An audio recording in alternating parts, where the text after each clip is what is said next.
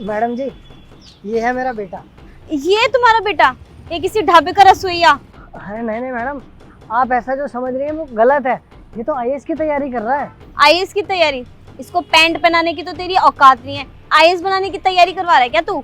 अरे नितिन, तू इतना कमाता है, इसको एक आध पैंट दिलवाना, क्या धोती पहना के घुमा रहा है इसको?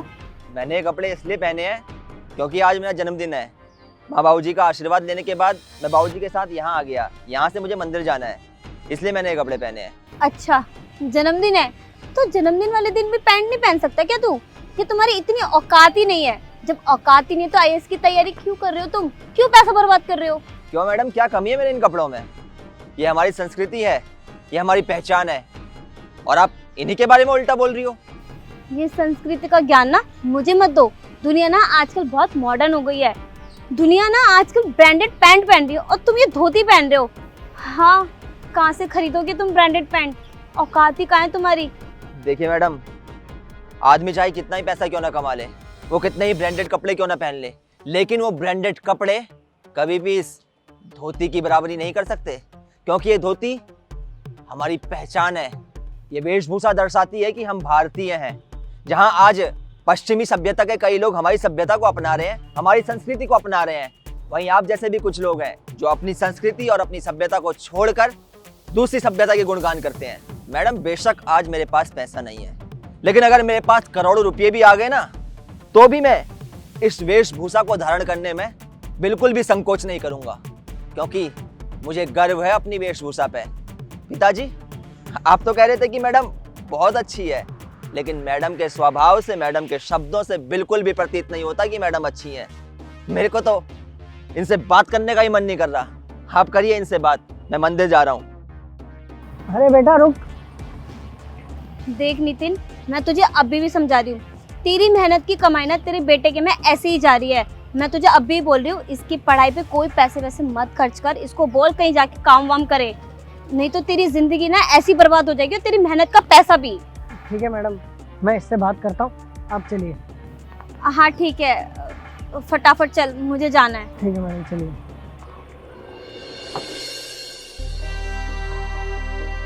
अरे पिताजी आप आ गए? हाँ बेटा, मैं आ गया। और बता शेखर, पढ़ाई कैसी चल रही तेरी? पिताजी पढ़ाई तो ठीक चल रही है, बस वो फीस का अरेंजमेंट हो जाता तो ये बहुत लेट हो गई है अब। हाँ बेटा, मुझे याद है, तूने पहले फीस का बोला था। तू बस 1-2 दिन दे, मैं तेरी फीस का इंतजाम करता हूँ। मैं आज ही ना अपनी मालकिन से बोलता हूँ कि मुझे इस महीने की तनख्वाह एडवांस में दे दे। ठीक है पिताजी। ठीक है, तू मन लगा के पढ़।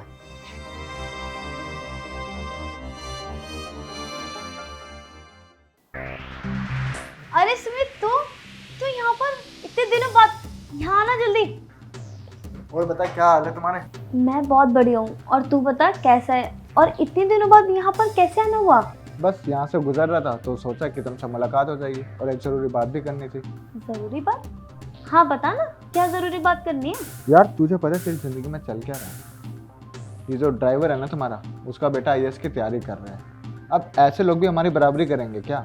सुमित, मैं तुझे अब क्या ही बताऊँ। मैं अपने ड्राइवर को ना समझाते समझाते थक गई हूँ कि अपने बेटे की ना फीस भरना बंद कर दे, ये तैयारी वैयारी करवाना बंद कर, नहीं बनने वाला कोई आईएएस। लेकिन क्या करूँ, वो समझ ही नहीं रहा है, जिद पे अड़ा हुआ है। एक जिद पकड़ के बैठा है कि नहीं, मैं अपने बेटे को आईएएस बनवा कर ही रहूँगा। तू ही बता मैं क्या करूँ यार। देखो यार, लातों के भूत है ना, बातों से नहीं मानते। तू उसे इतना परेशान कर कि उसके बेटे के सर से ना आईएएस का भूत ही उतर जाए। उसे पैसे मत दे, टाइम पे सैलरी मत दे, उसको बेमतलब में सुना, नौकरी से निकाल दे किसी न किसी बहाने से। तू सही कह रहा है, मुझे ना कुछ करना पड़ेगा। आज से ही ना इसका एडवांस देना ना बंद करूँगी मैं। जब देखो तब एडवांस मांगना आ जाता है।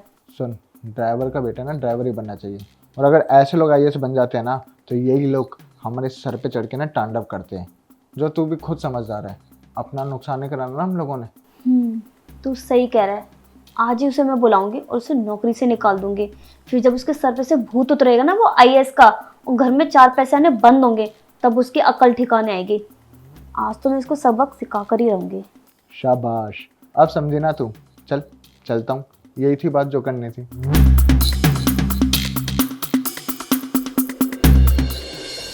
मैडम, मुझे आपसे कुछ ज़रूरी बात करनी थी। बोल। मुझे इस महीने की सैलरी एडवांस में चाहिए। तू पागल तो नहीं हो गया है? जब देखो तब एडवांस मांगता रहता है। नहीं है मेरे पास कोई पैसे वैसे।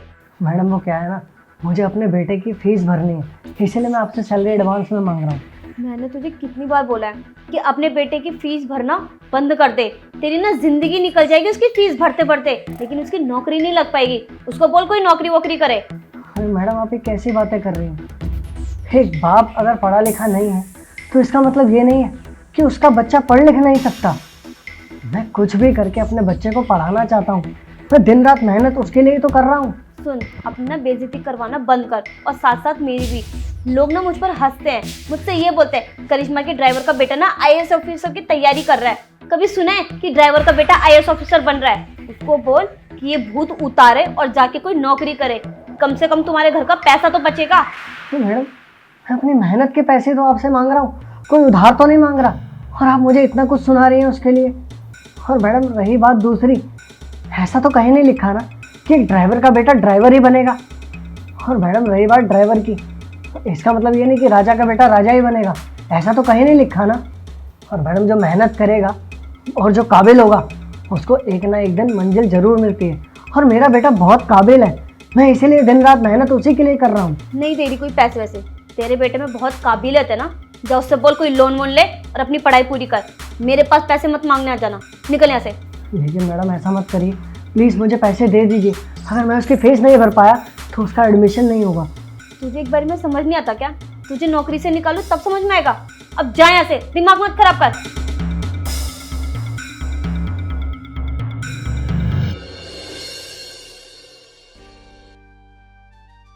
क्या बात है नितिन, इतने दिनों बाद तू घर पर आया है और इतने बढ़िया कपड़े और नए शूज। क्या बात है, लॉटरी वॉटरी लगी क्या तेरी? अरे नहीं मैडम, लॉटरी वॉटरी नहीं लगी। वो क्या है ना, जब बच्चे कमाने लगते हैं तो बाप के रहन सहन में और पहनावे में थोड़ा फ़र्क आ ही जाता है। ओह, तो इसका मतलब है कि तेरे बेटे ने आखिर में नौकरी पकड़ ही ली। वैसे उसने सही किया कि अपनी नौकरी पकड़ ली। वैसे तू कब तक उसको पढ़ाता रहता, तेरी सारी जिंदगी निकल जाती, लेकिन वो आईएएस नहीं बन पाता। उसने ये डिसीजन बिल्कुल सही लिया है। हाँ मैडम, उसने नौकरी तो पकड़ ही ली है, लेकिन आपको पता है कि उसकी नौकरी क्या है? क्या ये जॉब होगी? ज़्यादा से ज़्यादा तेरी तरह वो ड्राइवर होगा, या फिर किसी मॉल में सिक्योरिटी गार्ड की जॉब कर रहा होगा, या फिर रेस्टोरेंट में वो वेटर की जॉब कर रहा होगा। इससे ज़्यादा क्या ही कर सकता है? और तुम लोगों की यही तो औकात है। अरे मैडम, आपको ऐसा क्यों लगता है कि मेरा बेटा वेटर का ही काम करेगा? अरे मैडम, मैं तो आपसे यहाँ मिलने आया था और आप है कि मेरी बेइज्जती कर रही हैं। अरे बेइज्जती नहीं कर रही हूँ, सच बोल रही हूँ, और सच ना हमेशा कड़वा ही होता है। वो सब छोड़, तू यहाँ पर क्यों आया है? मैडम आज मेरे घर में पूजा है, तो मैंने सोचा आपको भी इनविटेशन दे दूँ। आप मेरे घर पूजा पे आएंगी ना? अब तेरी इतनी औकात कि तू मुझे अपने घर में बुलाएगा? भूल मत, तू एक मामूली सा ड्राइवर है और तेरी कोई औकात नहीं है जो मैं तेरे यहाँ पर आऊँ, समझा तू? अब तू यहाँ से निकल। मेरा तो फर्ज था आपको बुलाना, बाकी आना ना आना आपकी मर्जी है। अच्छा मैं चलता हूँ। अरे निकल ना यहाँ से, कौन आएगा तेरे घर में? निकल यहाँ से।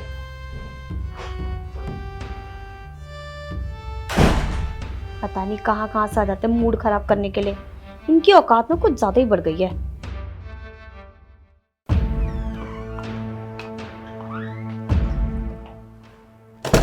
नमस्ते सर। नमस्ते सुमित।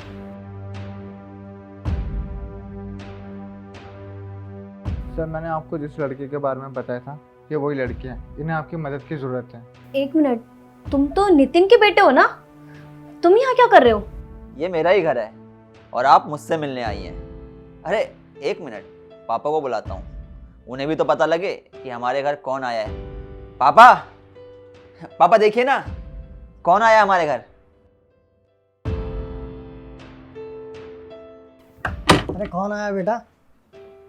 अरे मैडम आप, नमस्ते। मुझे मालूम था कि आपका बेटा एक दिन तरक्की करेगा, और देखो आज ये आईएएस बन गया। I am very proud of you.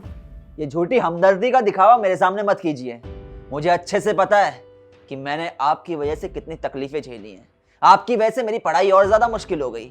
हमारे घर में वैसे ही 2 वक्त की रोटी बड़ी मुश्किल से आती थी, पढ़ाई तो बहुत दूर की बात। ऊपर से आपने क्या करा, मेरे पिताजी की नौकरी ही छीन ली। अरे जब एक गरीब आदमी की नौकरी जाती है ना, उसका सारा बजट गड़बड़ा जाता है। और ऊपर से जब बच्चे पढ़ने वाले हों फिर तो बच्चों की पढ़ाई पर गाज गिर जाती है। लेकिन खुशकिस्मत हूँ कि पढ़ाई कंप्लीट कर पाया और आज इस मुकाम पर हूँ कि आप मेरे सामने मदद मांगने के लिए खड़ी हैं। अरे यही तो प्रॉब्लम है तुम जैसे लोगों की। तुम लोग चाहते ही नहीं कि तुम्हारे घर में काम करने वाले लोगों के बच्चे जिंदगी में आगे बढ़े, क्योंकि ये चीज तुम्हें हजम ही नहीं होती।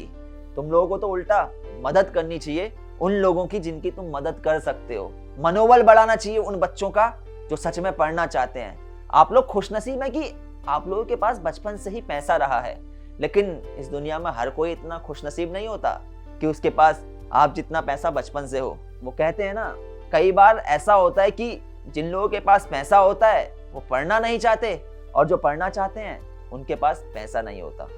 वो कहते हैं ना, अगर इंसान सच्ची लगन से मेहनत करे तो जिंदगी में अपनी मंजिल को पा ही लेता है। ठीक वैसा ही मेरे साथ भी हुआ। मैं आप लोगों को यहाँ पे नीचा नहीं दिखाना चाहता हूँ, बल्कि बताना चाहता हूँ कि आप लोगों ने जो भी किया आगे से वो रिपीट मत करना। बाकी माफी चाहूंगा कि मैं आपकी कोई भी मदद नहीं कर पाऊंगा। प्लीज अब जाएं मेरे घर से। सर प्लीज़ मेरी बात समझने की कोशिश करें। मैं आपसे प्रॉमिस करती हूँ कि आगे से मैं कभी किसी की बातों में नहीं आऊँगी। मुझे एक बार मौका दे दीजिए, प्लीज़ मुझे माफ़ कर दो। उस दिन आपने मेरे पिताजी की मदद करी थी? नहीं करी थी। अगर उस दिन आपने मेरे पिताजी की मदद करी होती तो आज मैं आपकी मदद जरूर करता। आप जैसे लोगों को ये बात समझानी बिल्कुल जरूरी है कि अच्छा तभी होगा जब आप दूसरे के साथ अच्छा करेंगे। आपने मेरे पिताजी के साथ अच्छा नहीं किया तो मैं भी आपके साथ अच्छा नहीं करूंगा। आपका ये काम बिल्कुल भी नहीं होगा। प्लीज जाइए यहां से। मिस्टर सुमित, आपने इन्हें समझाया नहीं कि मुझे बार बार बोलने की आदत नहीं है। समझाइए इन्हें और ले जाइए यहां से।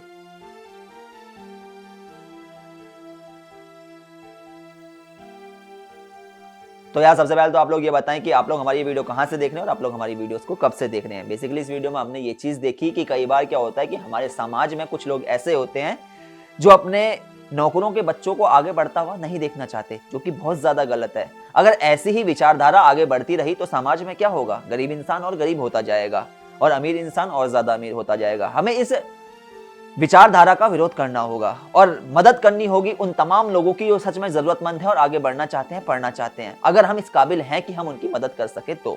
वीडियो पसंद आई हो, वीडियो का मैसेज पसंद आया हो तो वीडियो को ज्यादा लाइक करें, शेयर करें। मिलते हैं आप सभी लोग से जल्द एक नई वीडियो में एक नई स्टोरी के साथ।